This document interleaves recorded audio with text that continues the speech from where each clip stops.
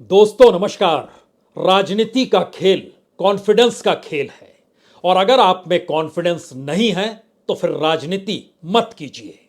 शायद ये सबसे बड़ी सीख वसुंधरा राजे सिंधिया को जो जयपुर में बैठी हैं, लेकिन राजस्थान के चुनाव को लेकर उनके भीतर वह कॉन्फिडेंस नहीं है जो दिल्ली में बैठे मोदी और अमित शाह में है। यहां तक कि शिवराज सिंह चौहान के भीतर भी भोपाल में बैठकर मध्य प्रदेश के चुनाव को लेकर जो कॉन्फिडेंस नहीं है, वो कॉन्फिडेंस दिल्ली में बैठे मोदी और अमित शाह के पास है। लेकिन अगला सवाल है कि यह कॉन्फिडेंस आता कहां से है? इस कॉन्फिडेंस के पीछे वह कौन सी ताकत होती है जो राज्यों के चुनाव हो या लोकसभा के चुनाव हो? दिल्ली की बीजेपी की सत्ता जिस लिहाज से चलती है उसका मैसेज बहुत साफ होता है। सर्वे हमारा होगा, लिस्ट हमारी होगी, जीतेंगे कैसे आप यह भी हम ही पक्का करेंगे, यानी आप सिर्फ प्यादे हैं लेकिन दूसरा कोई प्यादा है और हम वजीर और राजा हैं, यह सब कुछ कहने की बात नहीं है। और लगता ऐसा ही रहा कि दिल्ली में बैठकर मोदी और अमित शाह की ताकत का एहसास तमाम बीजेपी के नेताओं को धीरे धीरे होने लगा। लेकिन बीजेपी के भीतर मोदी और शाह की ताकत जहां से निकल कर आती है, क्या उसी नब्ज पर उंगली अब सुप्रीम कोर्ट ने रख दी है? यानी गर्दन को पकड़ लिया है कि इस ताकत के पीछे जो कॉरपोरेट की पूंजी है, जिस तरीके से पूंजी का बहाव पार्टी के साथ चलते चला जाता है और जितनी बड़ी तादाद में पैसा इलेक्ट्रल बॉन्ड के जरिए आता है और कॉरपोरेट के जरिए आता है, उसमें कानूनी तौर पर अब वक्त क्या आ चुका है कि सुप्रीम कोर्ट इस पर सुनवाई करे और फैसला दे दे। सुप्रीम कोर्ट ने आज इलेक्ट्रल बॉन्ड को लेकर अपनी फाइल खोल दी और तय यह हुआ कि 31 अक्टूबर को फैसला इस पर आ जाएगा। यानी जिस दौर में 5 राज्यों के चुनाव पूरे प्रचार के यौवन पर होंगे, उस दौर में इलेक्ट्रल बॉन्ड पर फैसला इसी बीच आना है। लेकिन सवाल है कि यह आज जब फाइल खुली और 31 अक्टूबर की जो तारीख तय हुई और उसमें यह भी कहा गया अगर मामला आगे बढ़ेगा तो 1 नवंबर तक चलेगा, यानी चुनाव पहली वोटिंग 7 नवंबर को होनी है जो मिजोरम में होनी है। लेकिन अगला सवाल यह है कि पूरे के पूरे नवंबर के भीतर में 5 राज्यों के चुनाव हैं और वोटिंग होनी है और उसके बाद लोकसभा के चुनाव हैं। लेकिन क्या वाकई इलेक्ट्रल बॉन्ड की फाइल इतनी मोटी और इतनी मजबूत है, या फिर सरकार के भीतर कॉन्फिडेंस सिर्फ उसी के हिसाब से आता है, या इलेक्ट्रल बॉन्ड के जरिए कॉरपोरेट फंडिंग जो इस दौर में बीजेपी की होती चली गई, वही उस ताकत की असल पहचान है जिसके दूसरे नेताओं के पास जो पहुंच नहीं पाती है और तमाम दूसरे राजनीतिक दलों के पास भी इतनी बड़ी फंडिंग होती नहीं है।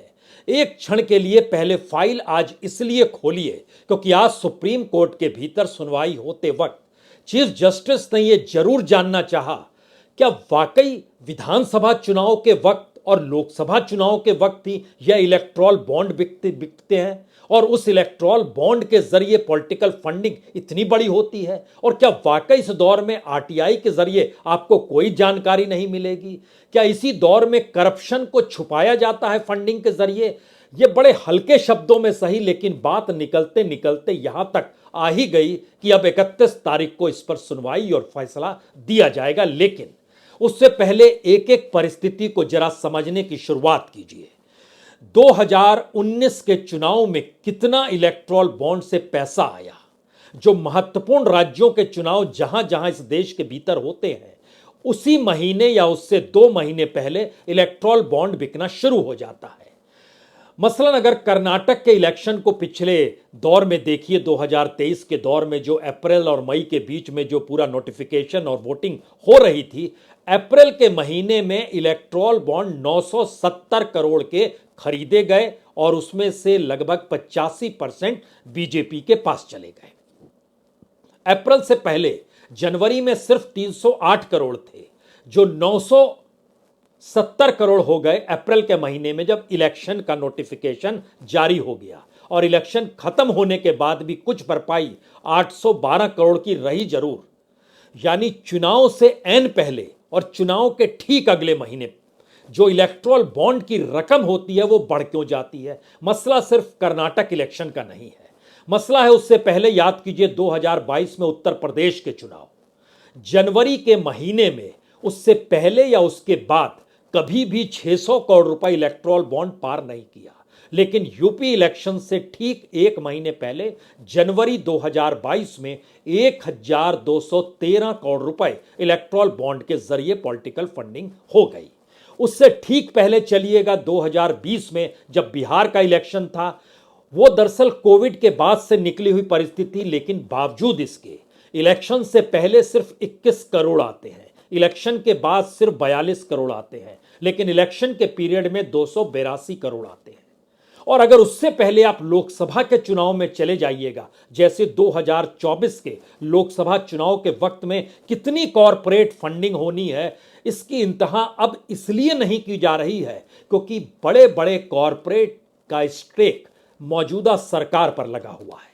यानी सरकार के साथ इस देश के भीतर में जिन वोटरों का, जिस कॉरपोरेट का, जिस विचारधारा का कुछ भी स्टेक पर लगा हुआ है, वह सब कुछ 2024 के चुनाव में अपना फूकना चाहेगी। वो कतई नहीं चाहेगी कि मोदी सरकार हार जाए, जिससे उसका जो कुछ बीते 9 बरस में स्टेक पर लगते चला गया, आने वाली सरकार में वह कटघरे में खड़ा हो जाए या उनके लिए मुश्किल हो जाए। तो 2024 का चुनाव तो फंडिंग के लिहाज से बहुत बड़ा चुनाव होगा, लेकिन एक क्षण के लिए जानिए 2019 के चुनाव के वक्त में जब जनवरी का महीना था तो सिर्फ 350 करोड़, लेकिन जैसे ही नोटिफिकेशन मार्च के महीने में होता है 1365 करोड़ रुपए। उसके बाद जैसे ही पहला फेज की वोटिंग होती है 2256 करोड़ रुपए, और वोटिंग चल रही होती है, रिजल्ट आया नहीं होता है मई के शुरुआत में 822 करोड़।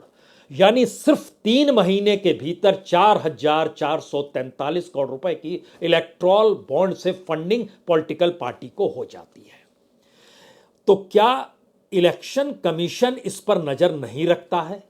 और क्या सुप्रीम कोर्ट ने अब इस नब्ज को पकड़ लिया है और 31 तारीख को वह जिस फैसले का इंतजार हो सकता है यह देश इस रूप में कर रहा, वो मामला आज कैसे किस रूप में सामने आया? हमें लगता है आज उसकी प्रोसीडिंग्स जो हुई सुप्रीम कोर्ट के भीतर, उसे भी सुनना चाहिए, क्योंकि एसोसिएशन फॉर डेमोक्रेटिक रिफॉर्म की तरफ से जब वकील ने इस बात का जिक्र किया कि दरअसल हर लोकसभा और विधानसभा चुनाव से पहले इलेक्टोरल बॉन्ड बिकना शुरू होता है, आरटीआई से जवाब नहीं मिलता है, भ्रष्टाचार को बढ़ावा मिल रहा है, कौन पैसा दे रहा है जानकारी नहीं मिलती है, और बाद में उन कंपनियों को आप लाभ दे सकते हैं और ये कह सकते हैं, ये कौन कहेगा कि उन्होंने ही फंडिंग की, क्योंकि फंडिंग की जानकारी तो है नहीं।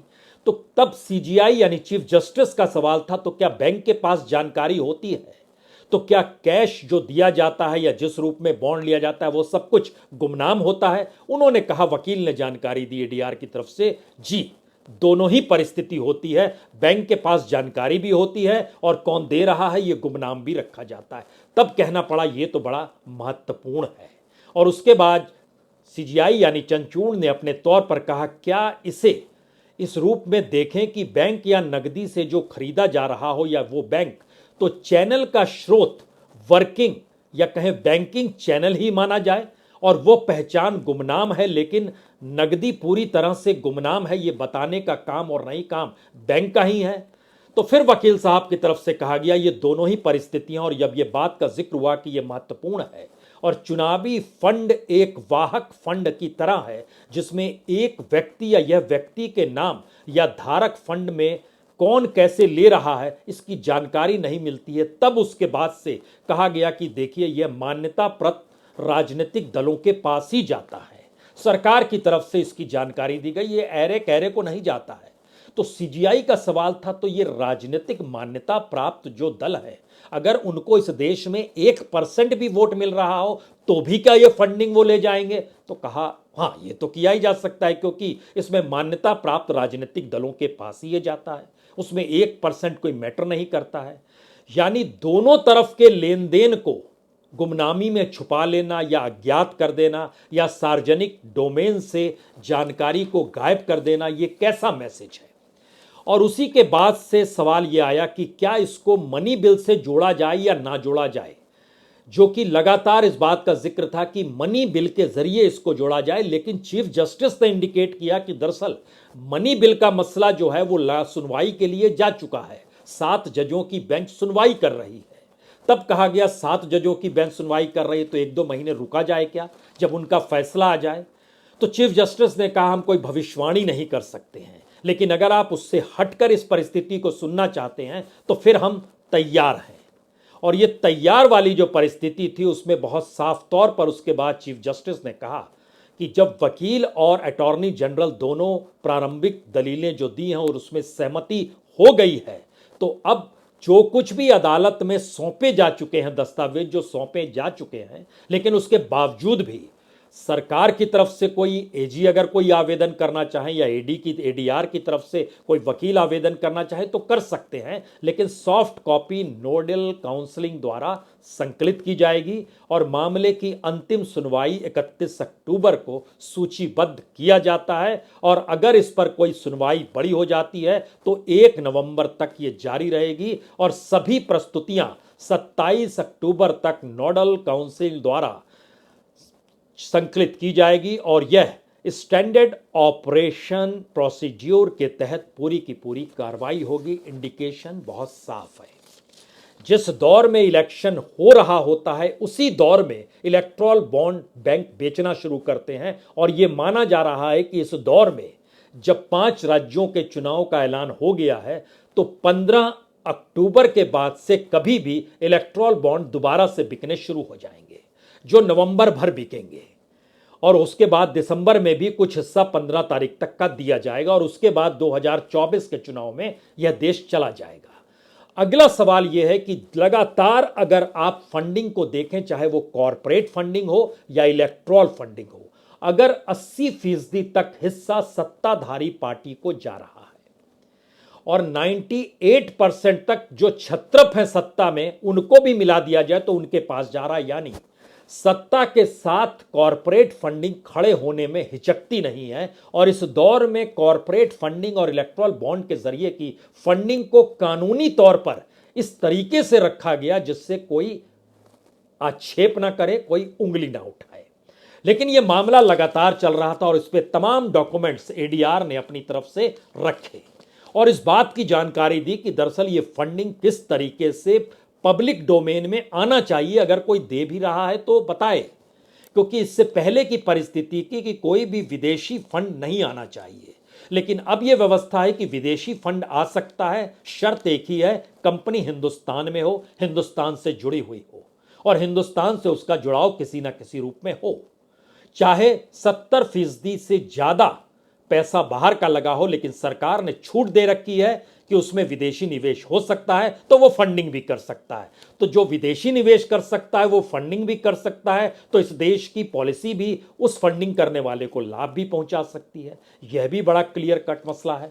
तो क्या यही वो एक ऐसी नब्ज है जो दिल्ली की सत्ता को या बीजेपी के मौजूदा हाईकमान को इतनी ताकत देती है कि वो कॉन्फिडेंस के साथ जो सर्वे कराते हैं उसी हिसाब से जिसे मनचाहे टिकट दें, जिसे मनचाहे टिकट नहीं दें, चाहे तो सांसदों को उतार दें, चाहे तो राज्य के मंत्रियों के टिकट काट दें, चाहे तो एमएलएस के टिकट काट दें, चाहे तो नई तस्वीर लेकर आए। गारंटी इस बात की है कि कोई दूसरे में यह कॉन्फिडेंस क्यों नहीं आता है। और अगर यह कॉन्फिडेंस इतना बड़ा है और अगर उसकी गर्दन पर सुप्रीम कोर्ट की उंगली अब चली गई, ये दरअसल पूरा मसला फंडिंग का है, तो क्या इलेक्शन के बीच में अगर इलेक्ट्रल बॉन्ड को लेकर अब फैसला आने की तैयारी में जब बात बढ़ चुकी है और देश के भीतर में किसी भी पैसे को कोई कैसे छुपा सकता है, इस सवाल का जवाब तो तुरंत सुप्रीम कोर्ट पूछ सकता है। और खास तौर से तब जब मसला हजारों करोड़ का हो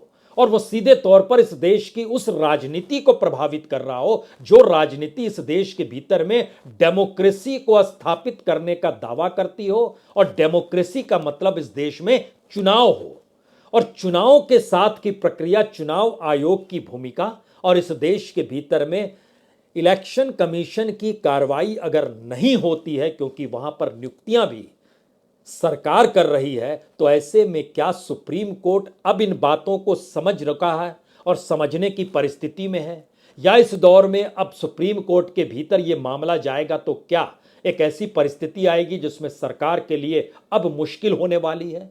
और यही वो कॉन्फिडेंस है, क्योंकि ये कॉन्फिडेंस का मतलब क्या होता है, हमें लगता है इसके लिए राजस्थान और मध्य प्रदेश की जो लिस्ट जारी की उसको भी परखा जा सकता है। 11 सांसदों को उतारा जा चुका है। 7 सांसद लोकसभा और राज्यसभा मिलाकर राजस्थान से चुनाव लड़ेंगे। 4 सांसद अभी तक जो ऐलान हुआ है वह मध्य प्रदेश से चुनाव लड़ेंगे। राजस्थान के भीतर ऐसे ऐसे चेहरे गायब हो गए जो सोच रहे थे हम चुनाव मैदान में नजर आएंगे।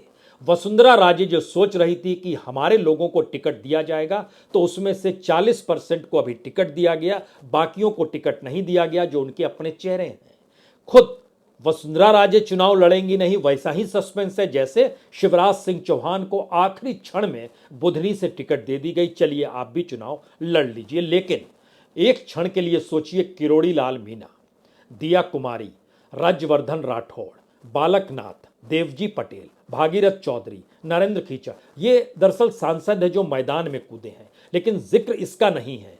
दिया कुमारी कहां से चुनाव लड़ रही है? विद्याधर नगर से चुनाव लड़ेंगी, जो कि भैरव सिंह शेखावत के परिवार की सीट हुआ करती थी, लेकिन अब दिया कुमारी को वहां से उतार दिया गया। वसुंधरा के सबसे करीबी राजपाल शेखावत, उनकी सीट घोटेवाड़ा थी, वहां से राज्यवर्धन राठौड़ को टिकट दे दिया गया।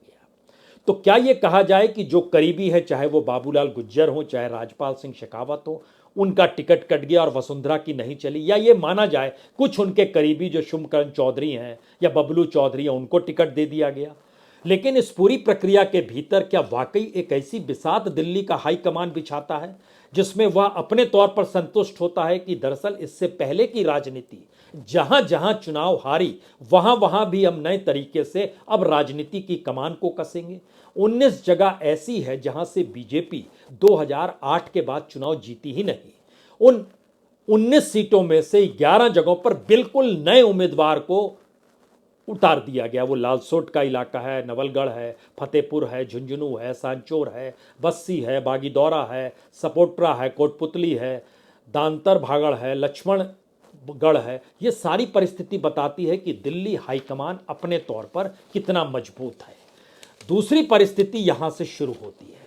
इस देश के भीतर छत्रपों की राजनीति करते हुए चाहे वसुंधरा सोचती रही हो बहुत मजबूत रही, चाहे शिवराज सिंह चौहान सोचते रहे हो, या परिवार के तौर पर सिंधिया परिवार सोचता रहा हो कि हमारी ताकत जहां भी रहेगी, कम से कम इस पूरे इलाके में जो ग्वालियर संभाग का इलाका है, चंबल संभाग का इलाका है, यहां हमारी ही तूती बोलेगी, तो एक झटके में दिल्ली के कॉन्फिडेंस ने उन्हें भी डिगा कर रख दिया। और अपने तौर पर देखिए तो यशोधरा राजे ने कहा मैं इस बार चुनाव नहीं लड़ूंगी, जो शिवपुरी से चुनाव लड़ती हैं। वसुंधरा राजे चुनाव लड़ेंगी नहीं लड़ेंगी, राजनीति में उनका आने वाले वक्त में क्या योगदान होगा कोई नहीं जानता है। इस दौर में ज्योतिरादित्य सिंधिया कहां टिकेंगे, कैसे टिकेंगे, कोई नहीं जानता है। कुछ एमएलएस को जो हटा दिया गया, कुछ पुराने एमएलएस को जो टिकट दिया गया, तो क्या यह एक ऐसी परिस्थिति है इस देश के भीतर में जिसमें चुनावी जीत ही सारे कॉन्फिडेंस को पैदा करती है? क्योंकि इस देश के भीतर की परिस्थिति में बहुत एग्रेसिव पॉलिटिक्स इस दौर में मोदी और शाह की रही है। वो इतनी एग्रेसिव तरीके से चली कि उसके काउंटर में कांग्रेस को भी एग्रेसिव होना पड़ा, अपनी पारंपरिक राजनीतिक लाइन को छोड़कर वह भी ओबीसी, पिछड़े और जाति की राजनीति को कहीं ज्यादा तेजी से उभारने लगी। यानी उसकी अपनी जो आइडिया ऑफ कांग्रेस या आइडिया ऑफ इंडिया था, वो एक झटके में दरकिनार हो गया और न्याय की एक नई प्रक्रिया और नई पहल को शुरुआत कर दी गई। तो क्या यह माना जाए कि यह पूरा का पूरा कॉन्फिडेंस जो चुनाव जीतने के लिए होता है, उसमें 3 ही महत्वपूर्ण चीज मैटर करती है जो कॉन्फिडेंस के पीछे होती है। पहली चीज जो सबसे बड़ा वो मनी ट्रेल होता है, पैसा होता है। सुप्रीम कोर्ट ने उस पर उंगली रखी है। मनाइए कि उस पर जो फैसला आए वो फैसला इस देश की राजनीति को एक साफ करने की दिशा में ले जाए। दूसरी परिस्थिति पर उंगली कोई रख नहीं पाया। अलग अलग माध्यमों से सुप्रीम कोर्ट का दरवाजा जरूर खटखटाया गया, लेकिन वहां पर केंद्र की ताकत, पार्लियामेंट के भीतर उसका बहुमत सुप्रीम कोर्ट के फैसलों को भी डिगा देता है। वह चुनाव आयुक्त की नियुक्ति का मसला हो या फिर इस देश के भीतर जो जांच एजेंसियां हैं उनको पॉलिटिकल तौर पर इस्तेमाल करने के जो आरोप सरकार पर लगे, उसको लेकर भी सुप्रीम कोर्ट कुछ कर नहीं पाया। वो एक दौर में सीबीआई थी, एक दौर में ईडी है, एक दौर में इनकम टैक्स है। तो जांच एजेंसियों का साथ होना, कॉरपोरेट की फंडिंग होना, और तीसरी महत्वपूर्ण बात है कि वह लोग जिनका स्टेक इस नई धारा की राजनीति के साथ बहुत ही एग्रेसिव तरीके से इस दौर में मोदी शाह की सियासत के साथ खड़ा है, उनके साथ किसी भी हाल में किसी भी तरीके से उन्हें हाशिए पर नहीं ढकेलना है, उनके अनुकूल ही फैसले देने हैं। वो फैसला हो सकता है एक दौर में भीड़ तंत्र को लेकर उठ रहा हो, एक दौर में सीए एनआरसी को लेकर उठ रहा हो, एक दौर में इस देश के भीतर में हिंदुत्व राष्ट्रवाद को लेकर उठता हो, या एक दौर में अल्पसंख्यकों को हाशिए पर ढकेलने को लेकर उठता हो, कुछ भी हो सकता है वो। यानी एग्रेसिव राजनीति में जो तबका साथ जुड़ा, जिसका जिसका स्टेक मौजूदा वक्त में सरकार के साथ है, उनके साथ सरकार खड़ी है और वो सरकार के साथ खड़े रहें। यह तीसरा हिस्सा होता है कॉन्फिडेंस का। और संयोग से भारत की राजनीति के भीतर इस कॉन्फिडेंस को इन तीन माध्यमों से इससे पहले कोई भी राजनीतिक सत्ता हो या कोई भी प्रधानमंत्री हो, वो इस तरीके की राजनीति उसने इस देश में नहीं की। क्षत्रपों ने राजनीति साधी तो अपने वोट बैंक को लेकर साधी, चाहे वो पिछड़ा राजनीति से निकले हुए राजनीतिक दल हों या दूसरे प्रांतों में, चाहे वो द्रविड़ पार्टी के तौर पर उनकी मौजूदगी हो, चाहे वो कहीं पर चंद्रबाबू नायडू या तेलंगाना के भीतर केसीआर के जरिए नजर आ रहे हो। मैसेज तीन ही है। पहला मैसेज सबसे बड़ा है, क्या जब चुनाव का ऐलान हो गया उसके बीच सुप्रीम कोर्ट जब इलेक्टोरल बॉन्ड पर फैसला देने की तारीख तय कर चुका है और अब 15 तारीख तक इलेक्टोरल बॉन्ड भी एसबीआई बैंक से बिकने शुरू होने वाले हैं, जिसकी तारीख का ऐलान आज नहीं कल हो जाएगा। वो ज़्यादा से ज़्यादा 15 होगा, 18 होगा या 20 तक जाएगा। तो क्या इस पूरी प्रक्रिया में इस पर सुप्रीम कोर्ट अगर रोक लगाता है या सरकार से सवाल करता है तो अगली स्थिति क्या बनेगी? जिस दौर में कॉरपोरेट सरकार के साथ है, विपक्ष सीधे सीधे कॉरपोरेट की इकोनॉमी और उसकी साझेदारी जो सरकार के साथ है उसको अगर निशाने पर ले रहा है, तो क्या कॉरपोरेट कहीं ज़्यादा पैसा अलग अलग इलेक्टोरल ट्रस्ट के जरिए सरकार को देने की स्थिति में आएगा? यानी सत्ताधारी पॉलिटिकल पार्टी और उसकी फंडिंग बढ़ जाएगी और उसके बाद सरकार की नीतियों में कॉरपोरेट का दखल और बढ़ जाएगा, ये भी होने वाला है। और तीसरी परिस्थिति बहुत साफ है कि अगर इन परिस्थितियों के आगे सरकार लगातार, यानी मोदी सरकार यानी बीजेपी, जो अब बीजेपी भी मोदी बीजेपी हो गई है, अगर वह आने वाले वक्त में जिस सियासत को साधना चाहती है तो वह हर उस रास्ते को बंद करेगी जो उसके सामने इस तरीके के ऑब्स्ट्रक्शंस को लेकर खड़ी हो जाती हो, वो चाहे कानूनी तौर पर हो, चाहे संवैधानिक तौर पर हो, चाहे इस देश के भीतर लोकतांत्रिक तौर पर हो। तो राजनीति के इस नए मिजाज में आपका स्वागत है। इंतजार कीजिए 31 अक्टूबर तक। बहुत बहुत शुक्रिया, बहुत बहुत शुक्रिया।